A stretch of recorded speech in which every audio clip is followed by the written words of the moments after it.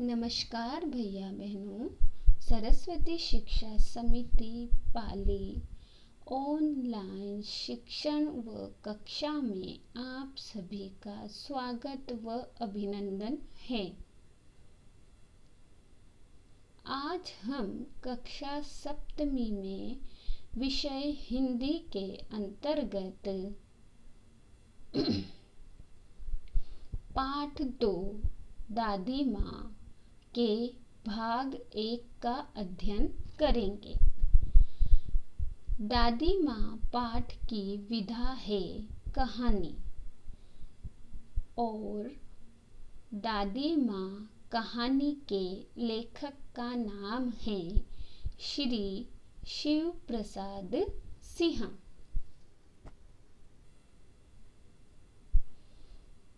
दादी माँ कहानी का अध्ययन हम निम्नलिखित अध्ययन बिंदु के अंतर्गत करेंगे। पहला है पाठ का सार, दूसरा है शब्दार्थ, तीसरा है अभ्यास प्रश्न। दादी माँ कहानी हमारी पाठ्य पुस्तक वसंत भाग 2 के पाठ 2 में लेखक शिव प्रसाद सिंह ने अपनी दादी माँ के बारे में बताया है। हमारे सभी के घरों में दादी माँ व दादाजी दिखाई देते हैं। हमारी घर में जो दादी माँ होती है वो हम सभी का विशेष ध्यान रखती है।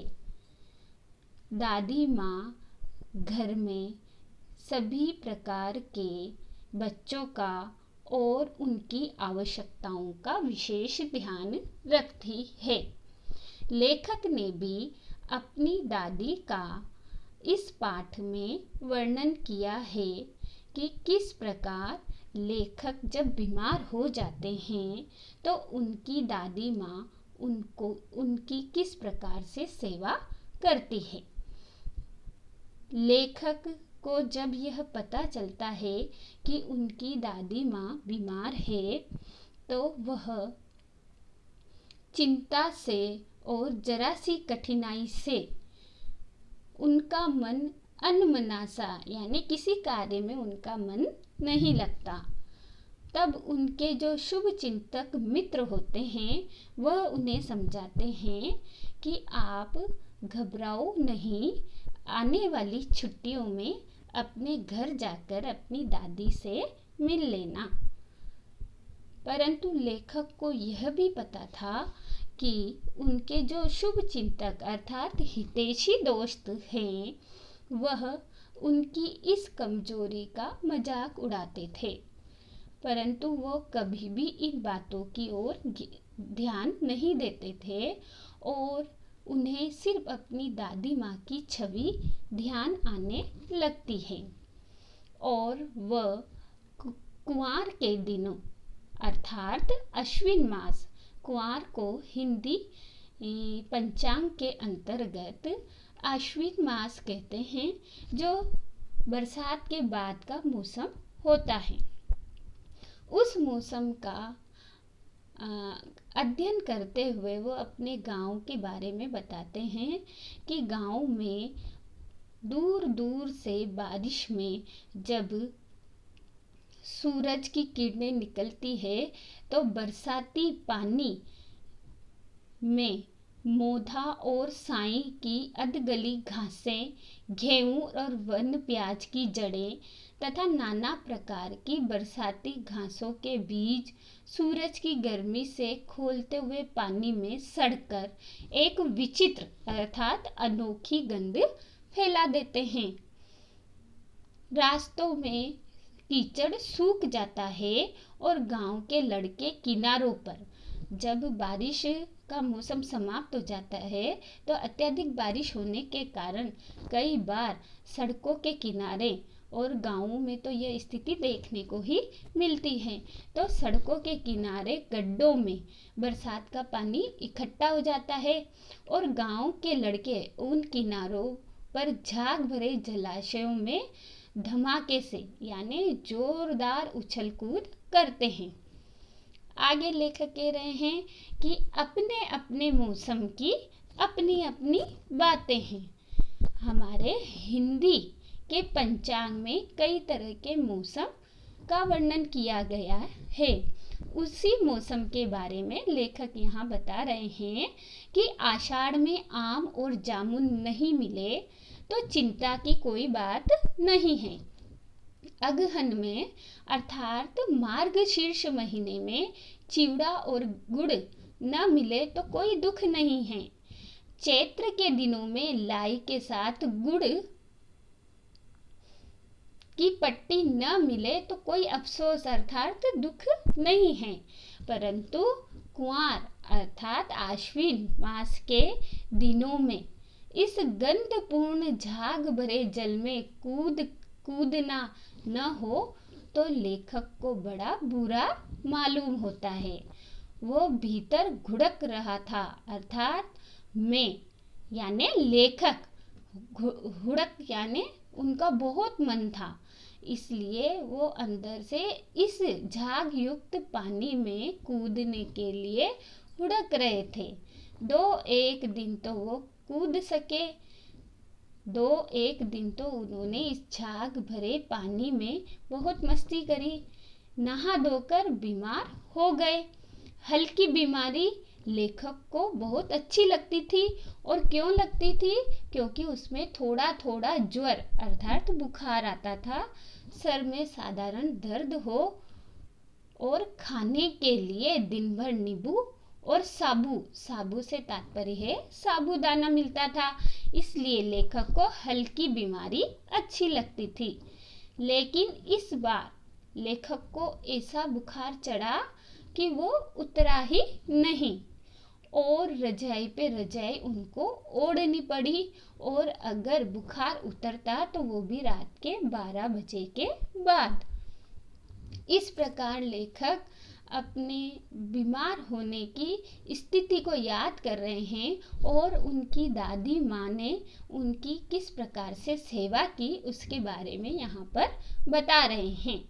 दिन में चादर लपेटा सोया था। अब वो एक दिन की बात बता रहे हैं जब उनकी दादी माँ उनके पास आई थी और लेखक कह रहे हैं कि मैं चादर ओढ़ के सोया हुआ था। दादी माँ आई और वो नहा धोकर आई थी उसी झाग वाले जल में। पतले दुबले स्नेह सने शरीर पर सफेद किनारीहीन धोती, सन से सफेद बालों के सिरों पर सद्य टपकते हुए जल की शीतलता। और जब मेरी दादी माँ मुझे देखने आई तो वो उनकी छवि दिखने में कैसी थी? वो पतली दुबली थी और उनका शरीर ममता पूर्वक मेरे हाथों को निहार रहा था, मुझे देख रहा था। और जो मेरी दादी माँ किनारीहीन साड़ी पहन के आई थी, उन्होंने अपने सफ़ेद बालों को धोया हुआ था। उन बालों से पानी की जल की जो शीतलता थी वो टपक रही थी। आते ही दादी माँ ने लेखक के सिर पर हाथ फेरा, पेट छुआ, आंचल की गांठ खोली अर्थात उन्होंने जो किनारीहीन साड़ी पहन रखी थी उस साड़ी की जो पल्लू होता है उसकी गांठ खोली और उसमें से एक भभूत लेखक के मुंह में डाली और उनके माथे पर लगाई। इस प्रकार दादी माँ ईश्वर में और चमत्कारी शक्तियों में विश्वास रखती थी। दिन रात दादी माँ लेखक की चारपाई के पास बैठी रहती, उनको पंखा झलती अर्थात उनके पंखा करती। कभी जलते हुए हाथ, जलते से तात्पर्य उन्हें बुखार आता था, वो ज़्यादा बुखार आता था तो उनकी दादी माँ हाथ पैर कपड़े पर हाथ पैर कपड़े से सहलाती थी, सर पर दालचीनी का लेप करती थी और इस प्रकार से लेखक का ज्वर के अंदर दादी माँ ने बहुत ध्यान रखा और बार बार वो घर वालों से पूछती थी कि हांडी में पानी आया कि नहीं, उसके पीपल की छाल में छोका कि नहीं, खिचड़ी में मूंग की दाल एकदम मिल गई कि नहीं, कोई बीमार के पास सीधे आकर बात नहीं करे, अर्थात हाथ धोकर ही किसी बीमार व्यक्ति से मिले। इस तरह के कई प्रकार के प्रश्न वो अपने घर वालों से पूछती करती थी। दादी माँ उम्र में बहुत थी, इसलिए उन्हें कई तरह की दवाइयों के नाम भी याद थे। गांव में कोई भी बीमार हो जाता था तो उनके पास पहुंच जाती थी और वहाँ वही काम करती थी, अर्थात सेवा का, जिस प्रकार से उन्होंने मेरी देखभाल की थी। और लोगों के हाथ छूकर, माथा छूकर, पेट छूकर कई प्रकार की बीमारियां जैसे मलेरिया, सरसाम, निमोनिया तक का अनुमान बड़ी विश्वास से वो लगाती थी। इसी प्रकार एक बार लेखक के गांव में जब महामारी और विषुचिका संक्रामक रोग जैसे हैजा और चेचक के दिनों में भी रोज सवेरे उठकर दादी माँ स्नान करने के बाद लवंग अर्थात लौंग और गुड़ मिश्रित जलधार, गूगल और धूप, इन सभी की घर में धूप बत्तियां किया करती थी। सफाई कोई उनसे सीखे। आगे लेखक बता रहे हैं कि उनकी दादी माँ बहुत साफ सफाई रखने वाली थी और वो साफ सफाई किस तरह रखती थी इसके बारे में भी वो आगे बता रहे हैं कि दवा में देर होती, मिश्री या शहद खत्म हो जाता, चादर या गिलाफ नहीं बदले जाते थे तो वह जैसे पागल हो जाती थी। अर्थात वो बीमार व्यक्ति का इतना ध्यान रखती थी कि घर में मिश्री, गुड़, किसी भी तरह की कोई चीज को खत्म नहीं होने देती थी और दवा का भी बराबर समय पर ध्यान रखती थी। किसी की चादर गंदी हो, गिलाफ अर्थात तकिया गंदा हो तो उसे भी चेंज करने के लिए कहती रहती थी। बुखार तो मुझे अब भी आता है।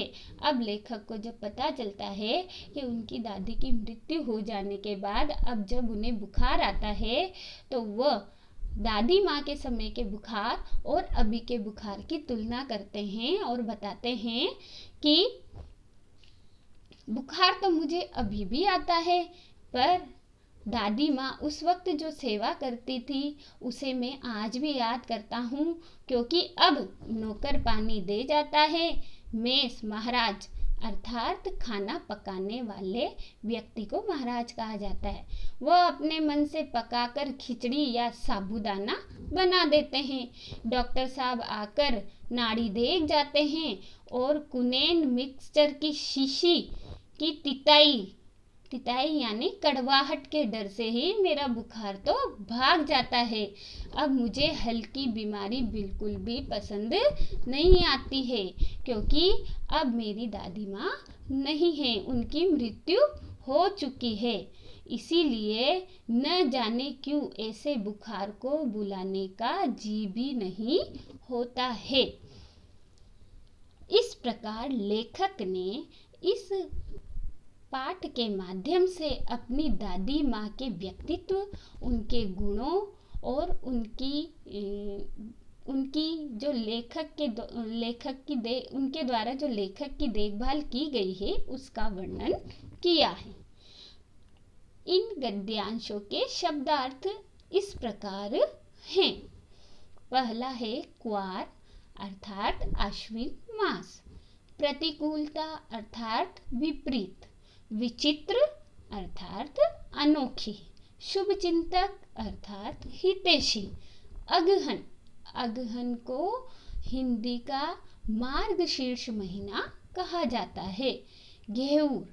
घेऊर एक प्रकार की घास होती है जो तालाब में उगाई जाती है। निक्सार। निक्सार का तात्पर्य है निकास। विषुचिका। विषुचिका का मतलब होता है संक्रामक रोग। और संक्रामक रोग कौन कौन से होते हैं? जैसे हैजा और चेचक। सरसाम, कपकपी से होने वाला बुखार। 10वां है मोथा व साइव घास, खेतों में पैदा होने वाली घास। 11वां है उरीन। उरीन का अर्थ होता है ऋण से मुक्त होना। 12वां शब्दार्थ है हुड़क। हुड़क का तात्पर्य है बहुत ज्यादा मन से। इस पाठ के अभ्यास प्रश्न आप सभी भैया बहनों को अपनी उत्तर पुस्तिका में करने हैं। प्रश्न नंबर 1 है लेखक का मन कब अनमना सा हो जाता है? प्रश्न नंबर 2 दादी माँ पाठ के लेखक का नाम क्या है?